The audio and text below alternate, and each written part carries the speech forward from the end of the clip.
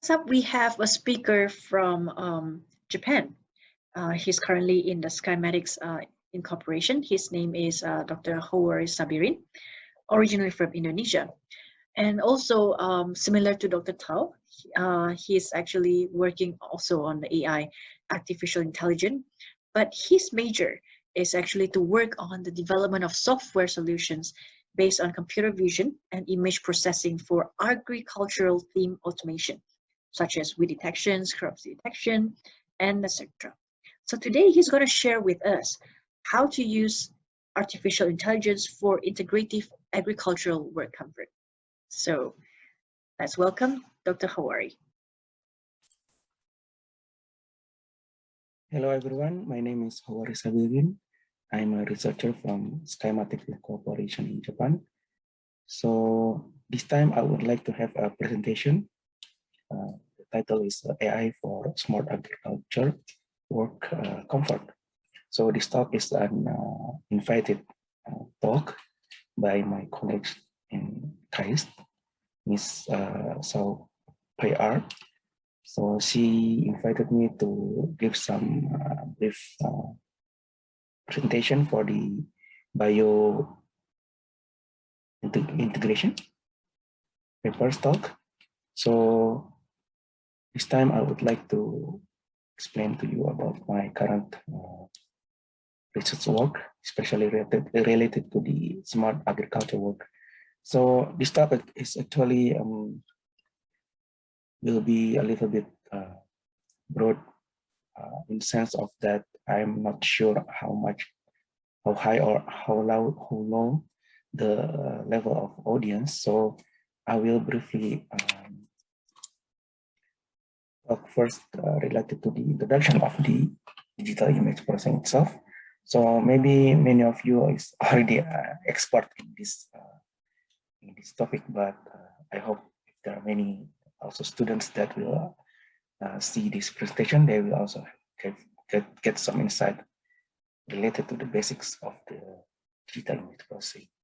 And then after that, I will continue with brief introductions to the AI-based image processing, especially related to how the object is segmented and detected, especially for the purpose of the agriculture applications. That's why in the last part of this presentation, I will introduce some smart agriculture applications that we are currently working on in Skymatics. So basically, Skymatics is a company that is working on processing and managing the image taken by aerial drones, such as for the farmers, for farm and for the fields, such that the farmers can somehow manage to control or to manage their farms easily by looking at the data and the processed information that is taken by the camera. So I would like to start with brief introductions to digital image processing. So I will not be long in this part. So I hope most of you are already familiar with image, especially digital image. So what is digital image? So it's basically an image that structured digitally as group of picture elements, or we call pixels, where each pixels may contain various information. So if you see the picture at the right side of this page, this is actually two images that are composite into one, where it makes some effect that there seems two persons at the same image. But actually, these two images taken by the same persons. So these are the two same persons, showing that a digital image is very easy to be manipulated. And this is because we are looking at the informations that is contained in their pixels. So what is actually a pixels? So if you see this area on the right side, this is taken from this area between the background, the wall, and the hand part of this person. So we can see that each there is a blocks here. This is what we call the pixels, and each of them contains the information regarding the colors on this image. And this color information can be represented by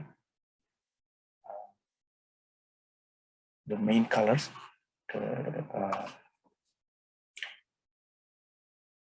red, green, and blue, and the combinations of three of them. So, and we can also represent those information as hue and saturations information, which is the colors that is determined by the light spectrum, and its saturation on how bold or how faint is the color intensity. And then we can also represent each pixels as the luminance intensity, the brightness, how bright is color at certain pixels. Beside color information, if you can see here that we can see that there is a difference between the background, the wall, and the red colors of this sweatshirt. So by looking at the difference of the colors between the background and the foreground, then we can determine the age of this object. And furthermore, we can then determine the segment between the background and the foreground, and then we can also determine the texture and so on and so forth. So based on this kind of information in each pixels, then we can do many things in digital image. So yeah, this is basically how to manage and process the pixels in the digital image processing.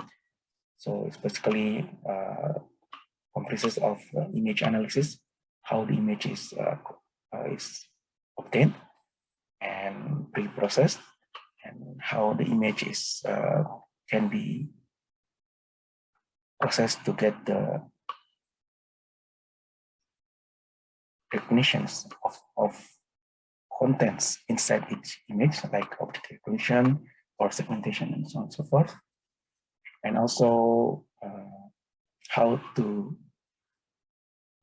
manage the amount of data inside the image itself. So basically, this kind of process are what we are doing in the image processing. I will not going too far with that. So this is basics on how to obtain a digital image. So it's basically similar to how our eyes can see an object. So it's basically when a source of light comes to an object, then its reflections is captured by imaging system, whether it's a lens and the filters, and then it comes to the image sensors, and this image sensor has area represented by blocks here, which also basically representing picture elements or pixels, where each component of light that is reflected by the objects is coming. And each area of this sensor will take how much the level of intensity for each of these components, such that it can represent the real objects. So based on that, we can model a digital image as a light intensity function, which is in 2 dimensions, the height and the width. And each function is quantized into 8 bits to determine the level of the intensity. So, for example, if we have a green area here, let's say this is 1 pixels, this one. So, green color is represented by 3 channels, red, green, and blue, and each channel has 8 bits value that represent the quantized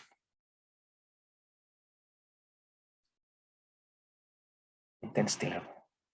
So, for example, if we have a green pixel here, then it's obvious that the green components of this pixel has the highest value, let's say 249, and the remaining components, red and blue, has lower level. So, for example, if we have these pixels of the sky, then we would have the higher light intensity in the blue channel and lower in the red and green channels. So based on that information, then we can combine,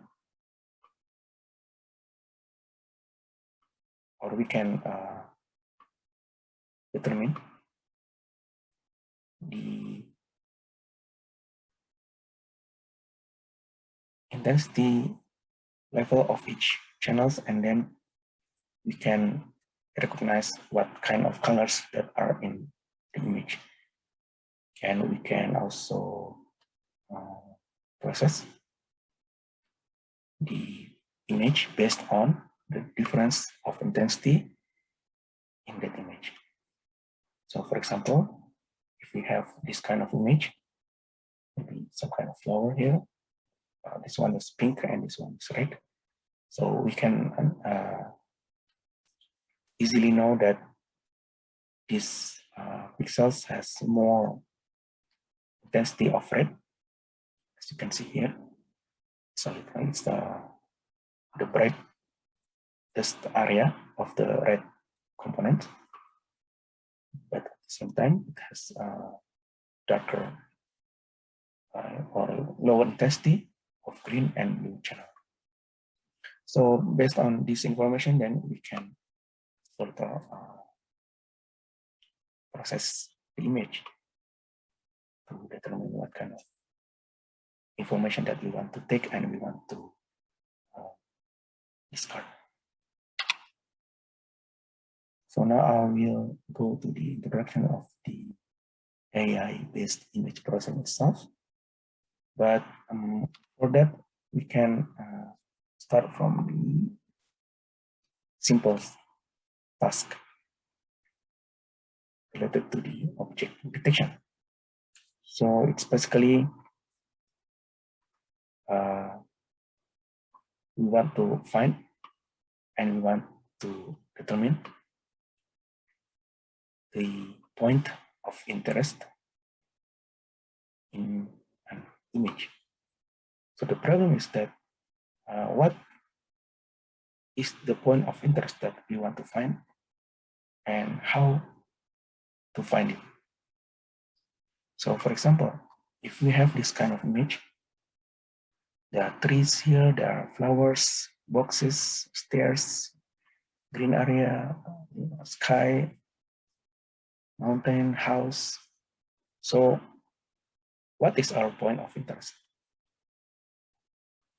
So based on this, first we usually need to determine exactly what we want to find. Otherwise, it might be too complex for the system to determine or to determine the point of interest as all objects in this image. That's why in the topics of object detection, usually we localize or we limit our problem to determine certain point of interest. Let's say our point of interest in this image is this tree, this one. The next question would be how to find this tree. So to find this tree, then we need to also know what is the feature in terms of maybe what we see from this image. If we want to find the tree, then we might need to know how its color, how its shape, maybe also its size, its position, and so on and so forth. So based on that information, then finally we can find the tree. So these two problems is actually what we want the machine to learn, and then we can ask it as the system to determine the locations of that object in the image. In simplest way, we usually start by performing color analysis, where here we determine the most suitable color scheme for object detection. In this part, we usually working with how to determine the intensity of luminance or brightness of each pixels, how strong is the color, the saturation level, and also we might need to know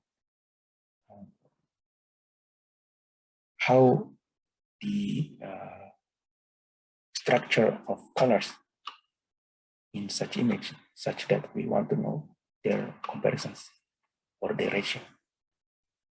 So for example, if we look at this certain image, we have the image of house on the foreground and the mountain in the background. So if we see at the main color scheme, main color means the main colors of red, green, and blue, we can see that it might be difficult to determine. Let's say we want to find a house here. It might be difficult to check only the red or green or blue information from this image. Then we can also find another color scheme based on light intensity. So for example, let's see this HSV or HLS color scheme. So these color schemes split the image into three parts. The first one is the hue, which is the visible light spectrum. From the lowest is purple, and the highest, the longest frequency is red. And then S is the saturation, how strong or how fade is the colors. And V or L in this color scheme is how high or how low the brightness intensity. So based on this information, then if you can see the difference between the RGB scheme here and the HSV or HLS scheme here, if you want to find the house where it's difficult to find certain area in R or G or B channels, we can see that in hue channels, we can almost see the difference of the color light spectrum between the house and the other area of this of the area in this image. So based on this information, then we can say that if we use this HSV or HLS color information, then we can segment or we can obtain the house area by checking at the pixels where the hue or the color spectrum is in a certain value like this one. This is more easily recognizable compared to RGB. So the other way, especially related to the agriculture image, we are using what we call vegetation index. So it's basically determine the shade of green, and it's called NGRDI, normalized difference green and red, normalized green red difference index. So it's basically calculating how much strong is green value or green pixels in an image, because most of the colors in agriculture, especially related to the leaves of crops or plants, are green. So we can use this information to localize the area of the pixels of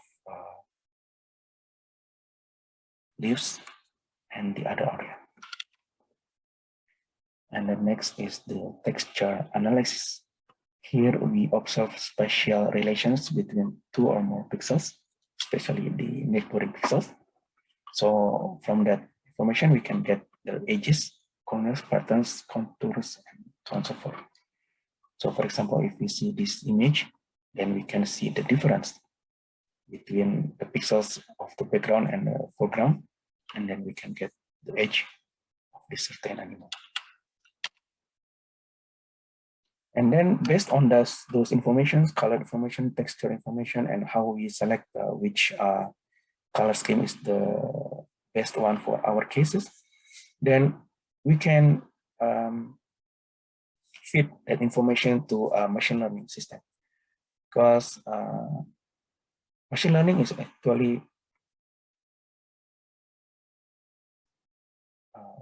how we give correct information to the system and let the system process it such that it can learn what is the feature of the certain object that we give to that system.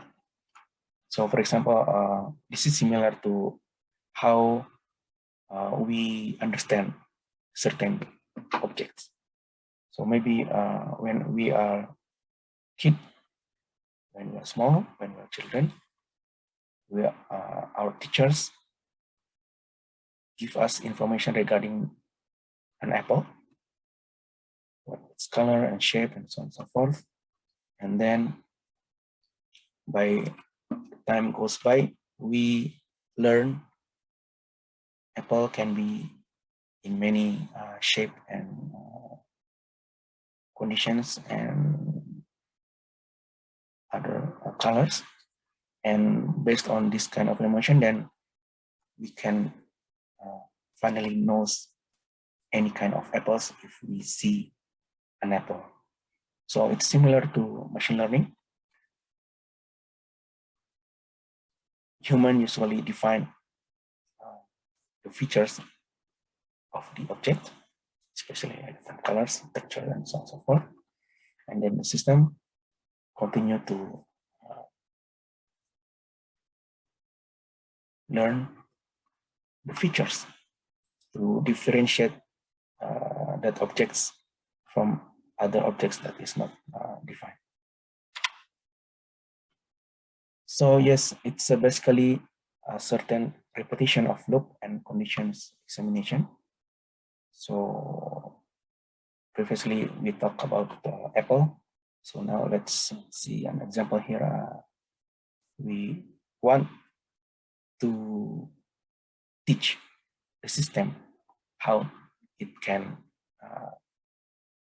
recognize cat from dog. So basically we teach the system by a lot of image of cats and dogs, and then the system will iteratively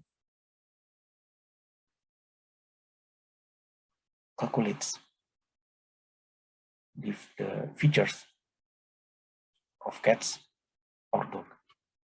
And then when a different image of cat, for example, is given to the system, then it will predict and it will calculate the difference between the features of cats that the system already learned compared to the new image of cat, and then it will get how much difference, or in other words, how much the error between the feature that the system already learned compared to the new image. Then it will predict whether it's the correct system or whether it's correct image of cat or other. So similarly, for the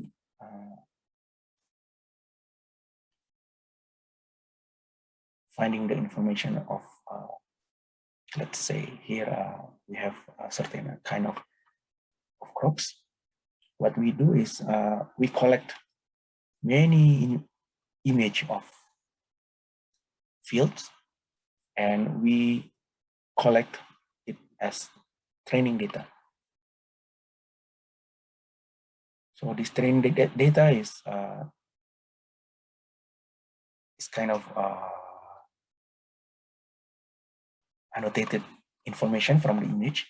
So let's say we have this kind of farm image, and then we need to manually annotate, or we give some informations in this image specifying that this area is the actual objects that we want the system to learn. For example, the color should be green and the shape should be small like this one. And we feed this kind of information to the system many times until it learns by itself. And finally, it can learn what is the feature of the plants or the crops that we want the system to learn. So for this method, sometimes we not need to develop our own. Instead, we can use existing scheme like mask RCNN, YOLO, unit, something like that. So it's basically some kind of a scheme in machine learning that we can use to fit the system so it can learn how to recognize such objects. And then finally, we do a segmentation process, whether it can be what we call semantic segmentation or instance segmentation. So semantic segmentation, that means that we want to differentiate this image as different types of area and objects. Or for example here, we can segment these objects by different kind of object types like sky, road, or background, and so on and so forth. But in instance segmentation, not only we differentiate the types of objects we segment, we want to also to recognize each segmented area as different objects. So again, we can obtain such segmentation by observing the texture, the colors, and other information from the pixels in the training data. So which one is the best? So it depends on the image condition and expected output, whether the quality is good or bad, or the types of object to be found is dense or sparse, or has, or it's clear or salient, or its shape is good or bad, and so on and so forth. And we also need to consider does the training data is sufficient for us to fit the machine so it can learn, and whether the device to perform the machine learning is good, or maybe the expected output of our system is not too complex. So maybe simple results may not require a complex process. So now this is the last part, is the agricultural applications that we are currently working on. So basically the purposes are to ease the physical activities of farmers and to provide the decision support system for the farmers and to improve harvest quality and quantity. So first, I would like to introduce the crop detection from drone image like this one. Here we have an image from the drone and which already composite from drones that are flying throughout this field. So the next step, we segment the plants from the soil. And finally, we can detect, although maybe not 100%, but most of the plants can be detected, like this one. And furthermore, we can also conduct further process to predict how many leaves are present in this crop. The next is the web-based cabbage quality management. This is our product actually. You can check here, but it's maybe it's in Japanese. But anyway, so this is basically an example of how we feed many image of cabbage to the system, because the shape and the color of cabbage is certainly similar. And based on this information, then we can predict the size of each cabbage and its quality. The next is paddy field weed detection. So here we can use NGRDI at first to distinguish the weeds and rice leaves. As you can see here, the green area is the detected rice leaves, and the red colors are the detected weeds. So basically, from this image, the farmers can easily find the area in his field where the pesticide or insecticide should be applied to this farm. Next is also we can work with small objects like seed analysis, where we can use texture and color analysis on the detected segment. So for example, we can detect the quality of the seed of rice here, whether it's good, that means it produces some kind of leaves, and whether it's bad, which is it does not produce some leaves. And also we can do many things such as detecting this kind of weeds, seeds in larger grids of farm, and then check how much leaves the seeds actually produce, and then we can categorize it, whether it's good or bad. And the next is also we are working with rice grain detection. This is also our product. You can check here. It's a smartphone-based product. It's actually it's currently in Japanese, but basically what we do is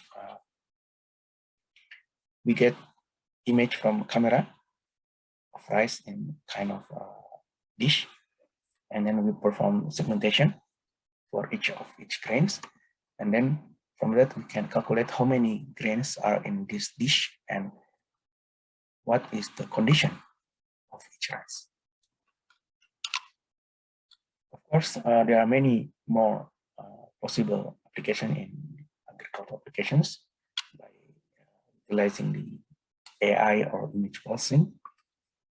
We can detect and track livestock, because we can segment each livestock and each types if we have enough data to be trained. We can detect the quality of flowers, whether it's bloom or withered. We can predict land quality by the color of the soil. We can detect and classify pests in certain plant. Also, we can predict the strength of water in a stream for irrigation, for example. Let's say we put some object and then we capture the video of that object running in the stream, then we can predict the speed. And then we can do some kind of count and predict the amount of seeds of fish in a stream or shrimp in a farm. Like we can determine how many seeds of fish, and we can determine how much food it needs for this amount of fish. And also we can do farm nighttime surveillance using infrared camera and so on and so forth. So basically, by analyzing texture, colors, and other information in the pixels, we can do a lot of things. Not only, of course, in agriculture, but in other works. But basically, in agriculture, then we have many possible potential applications that we can use to improve the work of farmers in the field, especially when the amount of area that needs to be handled by farmers is getting larger, but the workers is getting lower amount of workers. Then we hope that this kind of agricultural applications can help improve and ease the work conditions of agricultural workers. So thank you for your attention. If you have any questions, comments, please contact Ms. So PR, and later she can contact me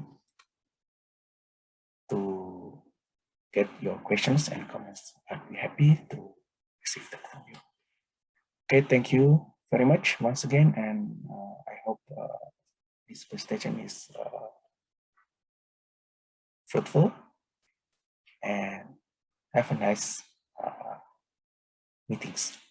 Thank you very much.